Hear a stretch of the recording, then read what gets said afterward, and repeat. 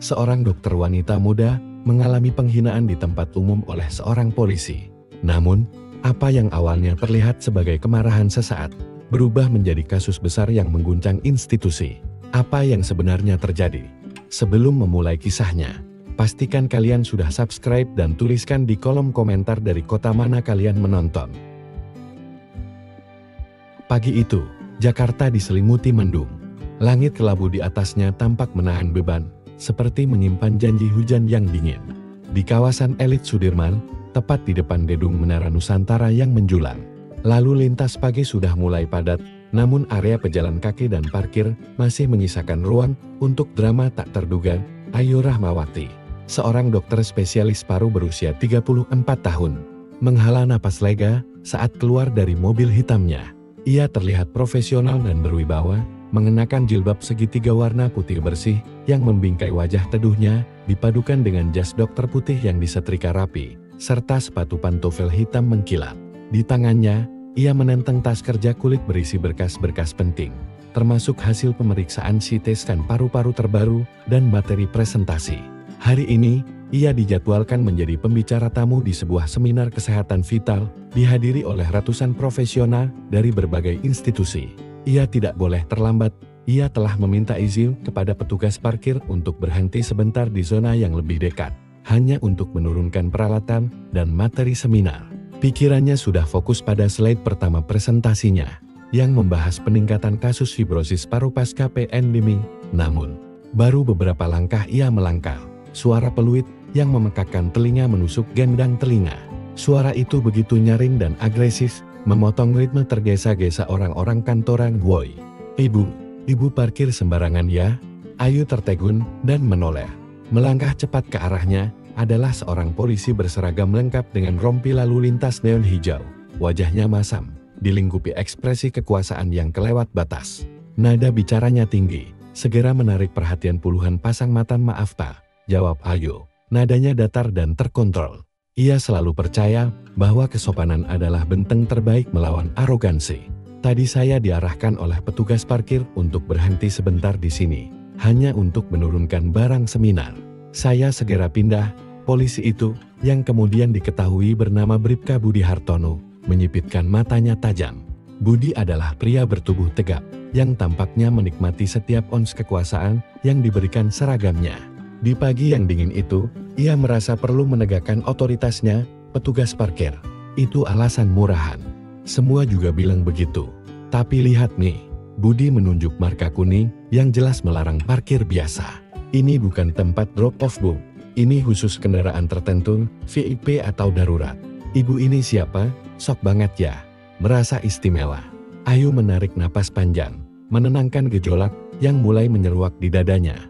Ia tidak suka konfrontasi, apalagi di tempat umum. Sebagai dokter, ia terbiasa menghadapi situasi genting dengan kepala dingin. Ini hanyalah masalah sepele, tapi pria di depannya menjadikannya masalah besar. "Saya tidak bermaksud melanggar aturan Pak. Saya dokter yang akan menjadi pembicara di dalam gedung hari ini. Saya hanya perlu waktu 2 menit. Jelas Ayu, mencoba menunjukkan identitas profesionalnya, berharap itu bisa meredakan ketegangan. "Dokter, Khair, banyak kok orang ngaku dokter. Ngaku-ngaku biar dapat keistimewaan. Saya gak peduli ibu siapa. Mau dokter, mau profesor, mau CEO. Aturan ya aturan," potong Budi dengan nada kasar dan menghina. Rasa jengkelnya beralih menjadi penghinaan terang-terangan terhadap status Ayu. Ia menganggap pengakuan Ayu sebagai taktik untuk menghindari hukuman. Nada suara Budi semakin meninggi. Kini, lebih dari 20 orang telah berhenti. Beberapa pura-pura memainkan ponselnya, sementara yang lain terang-terangan menonton. Ayu merasa darahnya berdesir karena malu, tetapi ia tetap tegak. Ia teringat nasihat suaminya ketika menghadapi amarah. Kesunyian dan ketegasan lebih kuat daripada teriakan "Pak, saya hanya ingin menyampaikan, udah, jangan banyak alasan. Kalau semua orang kayak ibu, Jakarta bisa macet total." "Lagak banget, dokter," katanya, tawa sinis dan meremehkan keluar dari mulutnya. Budi melangkah lebih dekat. Lalu, ia melakukan sesuatu yang mengejutkan semua yang menyaksikan. Dengan gerakan cepat yang dipicu oleh kemarahan sesaat dan arogansi yang membabi buta, ia meraih botol air mineral berukuran sedang yang diletakkan di pos jaga samping area parkir. tanpa satupun kata peringatan. Budi membuka tutup botol itu dan menyiramkan seluruh isinya ke atas kepala Ayu. Cipratan air dingin membasahi jilbab putih Ayu, yang seketika berubah warna menjadi abu-abu gelap karena basah. Air mengalir turun melalui dahi, membasahi jas dokter bersih, membuat kain katunnya menempel di kulit kekinian yang mencekam meliputi area itu. Orang-orang terkejut, beberapa bahkan menjerit pelan. Ada yang refleks menutup mulut, dan yang lain segera mengangkat ponsel untuk merekam sisa-sisa adegan itu. Suasana seketika berubah dari ketegangan menjadi kemarahan publik yang terpendam, biar tahu rasa. Sok-sokan di tempat umum, kata Budi sambil tertawa mengejek, merasa menang dalam duel kekuasaan yang ia ciptakan sendiri. Ayu berdiri terpaku. Dinginnya air di kulit kepalanya tidak sebanding dengan dinginnya penghinaan yang menusuk ulu hatinya. Amarah dan rasa malu berputar dalam dirinya, tapi yang paling dominan adalah rasa tidak percaya. Bagaimana seseorang yang seharusnya menjadi pelayan masyarakat bisa menunjukkan kebiadaban seperti ini? Namun, ia memilih untuk tidak membalas. Ia menegakkan tubuhnya, air masih menetes dari ujung jilbabnya ke lantai marmer yang mengilap. Telapak tangannya mengepal erat di sisi tubuhnya, satu-satunya tanda fisik dari gejolak emosi yang tertahan. Ia menatap Budi Hartono, tatapannya tajam dan tak berkedip, dipenuhi kehormatan diri yang tak tergoyahkan. "Nama Anda siapa?" tanyanya pelan. Suaranya serak namun tegas, seperti baja yang dibalut beludu. "Ngapain? Mau lapor? Silakan. Saya juga punya kenalan, Bu." "Jangan sok hebat," jawab Budi congkak, menganggap ancaman Ayu hanyalah gertakan kosong dari seorang perempuan basah kuyup. Ayu tak menjawab lagi. Ia hanya menatapnya sekali lagi, memastikan wajah arogan itu terekam jelas dalam ingatannya. Lalu berbalik, mengambil tasnya yang tergeletak, dan melangkah lurus menuju pintu masuk gedung, meninggalkan Budi dan kerumunan yang terdiam. Ia harus mengganti pakaian. Seminar harus tetap berjalan. Insiden itu terjadi pukul 7.45 menit pagi. Pukul 8.30 menit, video berdurasi 32 detik yang direkam oleh seorang karyawan bernama Dani sudah menyebar liar. Judulnya bervariasi. Polisi arogan siram dokter wanita di Sudirman. Arogansi seragam di tengah kota. Atau yang paling populer, tantang balik polisi. Dokter ini menang dengan diam. Media sosial meledak. Video itu menunjukkan seluruh adegan. Dari Budi yang memaki, Ayu yang tenang menjawab. Hingga momen dramatis ketika air disiramkan. Yang paling memberi sorotan adalah reaksi Ayu setelahnya. Tidak ada tangisan, tidak ada makian balasan. Hanya tatapan penuh martabat yang meresap ke dalam hati Budi. Ribuan komentar membanjiri jagat mayat. Pihak kepolisian mulai kebanjiran aduan dan pertanyaan dari wartawan. Juru bicara kepolisian metropolitan mencoba meredam, menyatakan akan melakukan pemeriksaan internal. Namun, janji tersebut tidak cukup memadamkan kemarahan publik yang menuntut tindakan segera. Video tersebut bukan lagi hanya tentang pelanggaran parkir. Itu adalah simbol kegagalan etika dalam tubuh penegak hukum, di kantornya yang mewah dan tenang di lantai 12 Mabes Polri. Brigjen Polisi Adi Prasetya, Kepala Divisi Pengawasan Internal, sedang menelah laporan mingguan. Ia adalah seorang perwira tinggi yang dikenal tegas dan menjunjung tinggi integritas. Meja kerjanya terbuat dari kayu jati bergaya klasik, dipenuhi berkas, dan di belakangnya, kaca besar menampilkan pemandangan taman kota yang rimbun. Tiba-tiba, ponselnya bergetar dengan panggilan telepon dari nomor yang ia kenal baik. Seorang pejabat senior di Kementerian Kesehatan. "Pak Ardi, maaf mengganggu. Saya tahu Bapak sedang sibuk," ujar suara di seberang, terdengar tegang. "Ada berita buruk yang sangat viral, dan saya harus menyampaikan ini langsung." Kejadiannya di depan Menara Nusantara pagi tadi. Seorang anggota polisi dilaporkan menghina dan menyiram air ke seorang dokter wanita yang sedang bertugas. Ardi mengerutkan kening. "Saya sudah menerima laporan awal, Pak. Kami sedang menindaklanjuti." "Siapa korbannya?" Ada jeda singkat. "Korban itu, Pak, Dokter Ayu Rahmawati. Katanya dia istri Bapak." Suasana hening sejenak. Suara detak jam dinding di ruangan Ardi terasa membesar. Kata-kata itu menghantamnya seperti palu godam. "Apa?" Suara Ardi dalam, berat, dan dipenuhi campuran kemarahan dan tidak percaya. "Ya Pak, videonya sudah beredar luas. Sudah ratusan ribu penonton. Saya kirimkan tautannya ke ponsel Bapak. Banyak media besar sudah mulai memberitakannya." Tangan Ardi mengepal di atas meja. Ia mengakhiri panggilan dengan cepat dan segera membuka ponselnya. Jantungnya berdebar kencang. Ia menemukan video viral itu. Di sana, ia melihat Bribka Budi Hartono. Wajahnya jelas, seragamnya jelas. Melakukan tindakan yang tak termaafkan. Namun, perhatian Ardi terfokus pada Ayu, istrinya. Ia melihat Ayu berdiri tegar. Jilbabnya basah kuyup, air menetes. Namun, ia tidak melihat air mata. Ia melihat mata Ayu yang menatap Budi dengan ketenangan luar biasa, ketenangan yang jauh lebih menakutkan daripada teriakan. Ayu tidak merendahkan dirinya, bahkan ketika diperlakukan paling hina.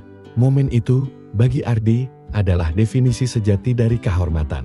Dan itulah yang membuat dada Ardi semakin sesak oleh rasa bersalah, karena seragam yang ia cintai telah menodai kehormatan istrinya. Ia mengenal betul istrinya, seorang perempuan tangguh yang mendampinginya sejak pangkatnya masih rendah, saat mereka masih tinggal di rumah kontrakan sempit di pinggiran Bekasi. Ayu adalah sandaran ketika Ardi dilanda keraguan. Ayu bukan tipe perempuan yang akan membalas dengan teriakan. Tapi ia juga bukan orang yang akan membiarkan harga dirinya, apalagi kehormatan profesinya, diinjak-injak. Ardi menutup ponselnya, memejamkan mata sejenak, dan menarik napas dalam-dalam.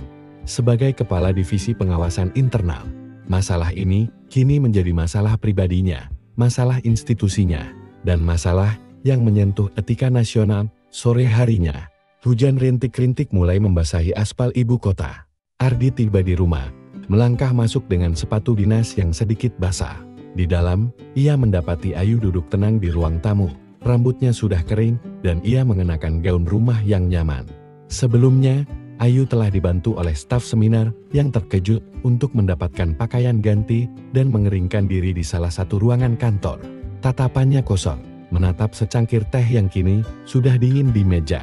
Ia baru kembali setelah menyelesaikan presentasinya. Sebuah tindakan disiplin mental yang luar biasa bagi siapapun yang baru saja mengalami penghinaan publik. Ardi berjalan mendekatinya dan duduk di sampingnya. Meraih tangan Ayu yang terasa dingin. "Aku sudah lihat videonya," katanya pelan. Ayu menoleh. Sorot matanya masih menyimpan sedikit bayangan trauma. "Aku cuma tidak percaya. Seorang polisi dengan seragam resmi bisa memperlakukan warga sipil seenaknya begitu. Di depan orang banyak yang kami semua adalah pembayar pajaknya." Ardi meremas tangan Ayu dengan lembut. "Aku akan tangani ini. Aku janji. Secara pribadi, secara institusi." Ardi, potong Ayu, menatap suaminya dengan keseriusan penuh. "Aku tidak ingin ini hanya ditangani karena aku istrimu, seorang brigjen. Aku tidak mau dia dihukum karena dia menyiram istri seorang atasan." Ardi terdiam, menunggu. "Aku ingin ini ditangani karena ini salah. Karena orang itu tidak boleh memperlakukan siapapun begitu," lanjut Ayu. Suaranya naik sedikit, menunjukkan emosi yang selama ini ia tahan. "Jika yang dia siram adalah pedagang kaki lima, atau supir taksi, atau mahasiswa biasa, hukuman yang sama harus ditegakkan. Kehormatan seragammu harus ditegakkan untuk semua warga negara, bukan hanya untuk keluargaku." Ardi merasakan gelombang kekaguman yang mendalam. Ayu tidak menuntut balas dendam. Ia menuntut keadilan substantif. "Kau benar," kata Ardi. "Sejak awal aku tidak pernah berniat menjadikannya kasus pribadi. Aku akan menjadikannya kasus institusi. Kasus yang akan menentukan apakah kita, sebagai penegak hukum, berdiri di pihak arogansi atau di pihak rakyat." Ia teringat saat mereka muda. Saat Ardi masih menjadi seorang inspektur, sering mengeluh tentang rekan-rekannya yang korup atau arogan. Ayu selalu mengingatkannya, "Seragam itu hanya kain mas, kehormatanmu ada di hatimu. Jangan biarkan kain itu menutupi hatimu." Aku akan pastikan dia menerima konsekuensi yang setimpal. Konsekuensi yang akan memberikan pelajaran bagi seluruh jajaran. Bukan sekadar hukuman, tapi perubahan, janji Ardi. Ayu bersandar ke bahu suaminya. Akhirnya merasa beban yang ia pikul seharian mulai terangkat. "Terima kasih. Bukan untukku, tapi untuk masyarakat yang lelah melihat kesewenangan keesokan harinya." Bribka Budi Hartono dipanggil ke divisi Propam Mabes Polri. Ia diseret dari posnya di lalu lintas ke sebuah ruangan berpendingin udara yang dingin, tempat ketegangan menggantung di udara. Awalnya, ia masih menyombongkan diri. Ia menduga masalah ini akan selesai dengan surat teguran dan denda ringan, mengandalkan koneksi seniornya. Halal, paling juga cuma masalah etika. Tinggal minta maaf. Selesai, gumamnya kepada petugas yang mengantarnya. Namun, saat ia memasuki ruang pemeriksaan, suasana itu sontak membungkamnya. Beberapa perwira menengah sudah duduk di sana, wajah mereka tegang dan serius. Di layar besar di dinding, video insiden itu diputar berulang-ulang, memperlihatkan detik-detik Budi menyiram air dengan tawa mengejek. "Budi Hartono," panggil seorang kompol, suaranya formal dan menusuk. "Anda sadar konsekuensi dari tindakan Anda?" Budi tergagap. Ia berusaha menampilkan senyum angkuh, namun getaran di tangannya tidak bisa ia sembunyikan. Saya tahu komandan. Saya bersikap terlalu emosional. Tapi, dia melanggar aturan parkir komandan. Dan dia sok-sokan mengaku dokter. Mengaku dokter. Kompol itu tersenyum pahit. Dia adalah Dr. Ayu Rahmawati, spesialis paru terkemuka di RS Cipto Mangunkusumo. Dan Anda Bribka membuang air ke atas kepalanya seolah dia sampah. Anda mempermalukan institusi kita di depan umum. Budi, bukan pelanggaran parkir yang menjadi masalah utama Anda, tapi arogansi dan penghinaan publik Anda saat kompol itu menyebut nama Adi Prasetya dan pangkatnya sebagai atasan langsung di divisi pengawasan internal yang menangani kasus ini. Wajah Budi pucat pasi. Ia menyadari bahwa ia tidak hanya berurusan dengan seorang dokter, melainkan dengan api institusi yang ia yakini akan melindunginya. Ketakutan kini telah menggantikan arogansi. Pintu ruangan terbuka.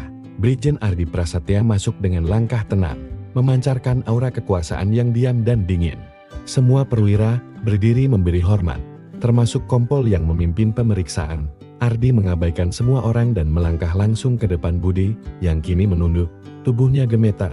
"Bapak, saya minta maaf Pak. Saya benar-benar tidak tahu." Gumam Budi. Suaranya serak. Ardi tidak langsung duduk atau berteriak. Ia berdiri di sana, menatap lurus ke Budi.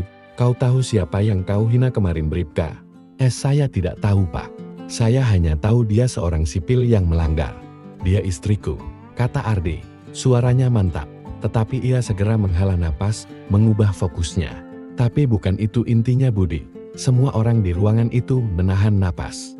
Ardi berjalan mengelilingi meja, kini menatap seluruh perwira yang hadir.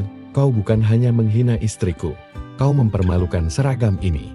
Seragam yang kubela dengan darah dan keringat selama 20 tahun, lanjut Ardi, suaranya meninggi, "bukan karena amarah, melainkan karena kekecewaan yang mendalam. Kau memperlakukan warga sipil seolah-olah mereka bukan manusia. Kau bertindak sebagai hakim, juri, dan algojo, dan lebih parahnya lagi, kau melakukannya dengan bangga di depan kamera. Itu bukan tugasmu." Ardi berhenti tepat di depan Budi. "Seragam ini seharusnya melindungi Budi. Tugas kita adalah melayani. Kita adalah pelayan publik. Kita tidak punya hak untuk menghakimi, apalagi menindas, hanya karena kita memiliki lencana dan pistol. Kau telah mengkhianati kepercayaan rakyat. Kau telah mengkhianati setiap rekan yang bekerja keras dengan jujur." Kata-katanya menggema. Seluruh perwira yang hadir merasa tertampar. Kasus Budi bukan lagi tentang Ayu Rahmawati. Ini adalah tentang reformasi internal yang sudah lama tertunda. Budi, yang kini menyadari betapa parahnya situasi, hanya bisa menangis dalam diam, air mata penyesalan dan ketakutan membasahi seragamnya. Satu botol air mineral telah meruntuhkan seluruh karir yang ia bangun. Atas dasar arogansi, kasus Budi Hartono tidak berhenti di Propam. Itu menjadi trending topik selama berminggu-minggu, memicu perdebatan nasional tentang etika kepolisian dan hak-hak warga sipil. Semua upaya Budi untuk menggunakan koneksi seniornya segera diredam oleh bukti video dan pengawasan ketat dari divisi Propam. Sementara itu, di luar hiruk-pikuk skandal, Ayu Rahmawati menjalani hari-harinya. Ia masih bekerja sebagai dokter paru, tetapi kini dengan status yang berbeda. Ia menjadi simbol keberanian. Beberapa hari setelah insiden itu, Ayu menerima telepon dari ketua panitia seminar yang kemarin. "Dr. Ayu, video ibu menyebar luas dan reaksinya luar biasa. Banyak orang, terutama perempuan profesional, terinspirasi oleh ketenangan dan martabat ibu dalam menghadapi penghinaan itu. Kami ingin mengundang ibu, bukan sebagai dokter, tetapi sebagai tokoh yang menghadapi tantangan etika untuk menjadi pembicara utama dalam forum etika publik minggu depan." Ayu terdiam lama. Ia tidak pernah mencari ketenaran dari peristiwa memalukan ini. Ia hanya ingin keadilan ditegakkan. Tapi ia menyadari Takdir telah memberinya sebuah panggung, jika ini bisa mengubah sesuatu, mungkin ada gunanya, jawab Ayu akhirnya. Selama seminggu, Ayu mempersiapkan pidatonya. Ia tidak ingin pidatonya menjadi keluhan pribadi. Ia ingin menjadikannya seruan untuk perubahan. Ia duduk di ruang kerjanya yang sunyi, mengenang kembali saat-saat ia masih berjuang keras menempuh pendidikan spesialis. Ia teringat bagaimana Ardi, saat itu seorang perwira muda yang sering bertugas jauh, selalu mendukungnya. Mereka membangun karir mereka dengan integritas, menjunjung tinggi sumpah profesi masing-masing. Aku tidak bisa bicara tentang hukum Mas, kata Ayu kepada Ardi suatu malam.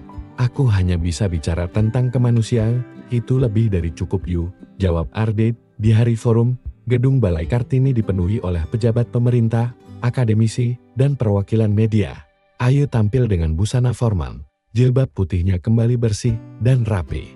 Ia naik ke podium, pandangannya tenang. Beberapa minggu yang lalu, Ayu memulai, suaranya pelan tapi tegas, mengisi setiap sudut ruangan. Saya dipermalukan di depan umum. Seorang aparat penegak hukum yang bersumpah untuk melindungi, memilih untuk menindas. Ia tidak melihat saya sebagai Dr. Rahmawati, spesialis paru yang ngelet setelah jaga malam.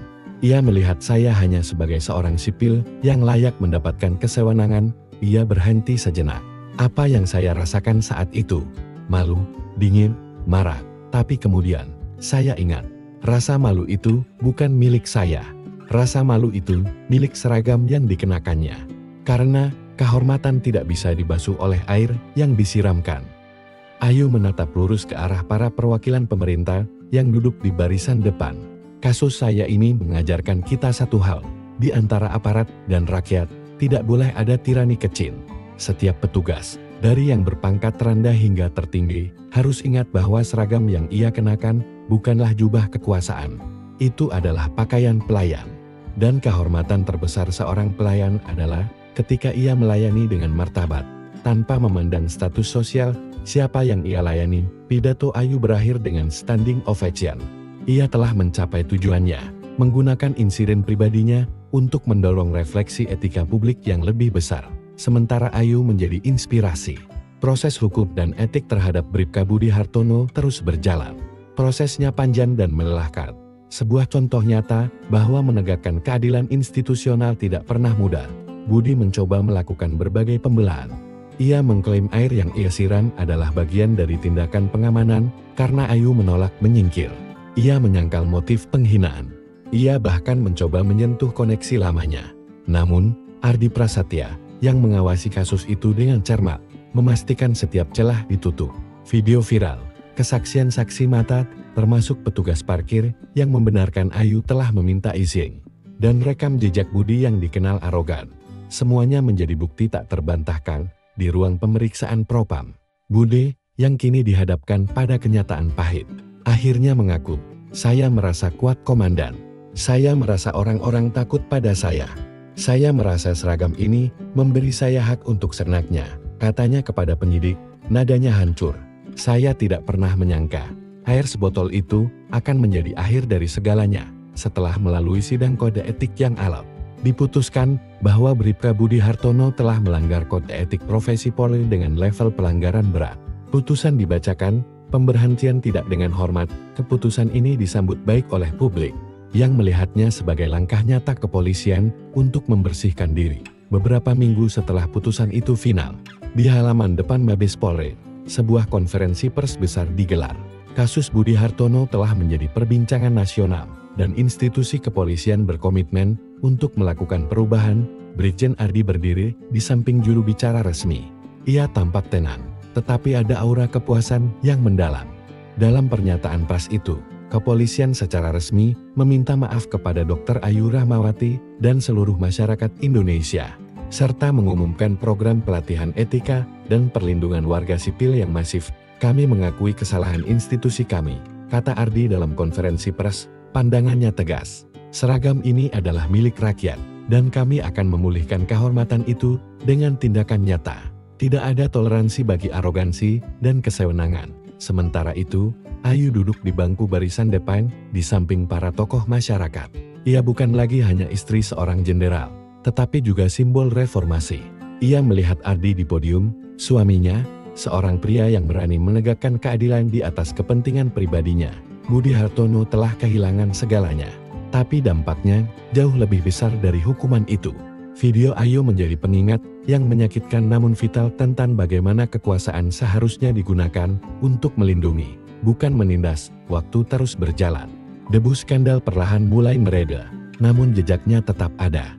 Institusi kepolisian benar-benar memulai reformasi internal, menjadikan kasus Budi sebagai studi kasus utama dalam pelatihan etika. Suatu malam, beberapa bulan kemudian, di teras rumah mereka, Ardi menyeduh 2 cangkir teh kamomil.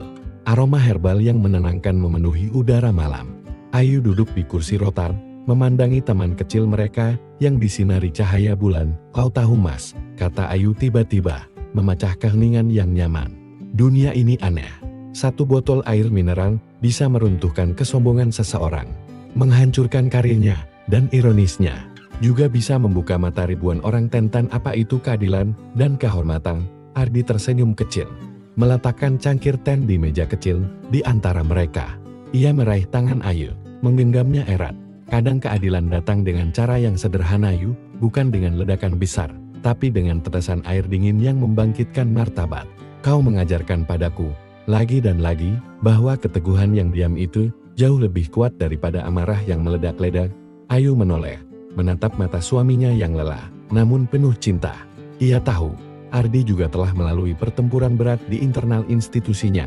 "Aku hanya ingin kita selalu ingat Mas," bisik Ayu, "bahwa kehormatan kita berdua, baik sebagai dokter maupun sebagai jenderal, tidak bergantung pada gelar, pangkat, atau seragam yang kita kenakan, tapi pada bagaimana kita memperlakukan orang lain, terutama mereka yang tidak memiliki kekuatan." Mereka duduk berdekatan, menatap langit malam Jakarta yang dihiasi ribuan bintang buatan dari lampu-lampu kota. Tak ada lagi air mata, tidak ada lagi rasa malu. Hanya ada ketenangan dan rasa damai yang mendalam. Ayu Rahmawati telah menegakkan harga dirinya dan mendorong keadilan tanpa perlu berteriak. Dan Brigjen Ardi Prasetya, sebagai suami dan aparat, telah menegakkan janji seragamnya bukan hanya untuk keluarganya, tetapi untuk setiap warga negara Indonesia. Dan bagi Budi Hartono, air mineral itu bukan sekadar air. Itu adalah titik balik yang menyakitkan. Sebuah akhir yang seharusnya menjadi awal bagi refleksi mendalam tentang arti sejati dari kekuasaan dan pelayanan. Keangkuhan telah terbalik, dan keadilan telah menemukan jalannya.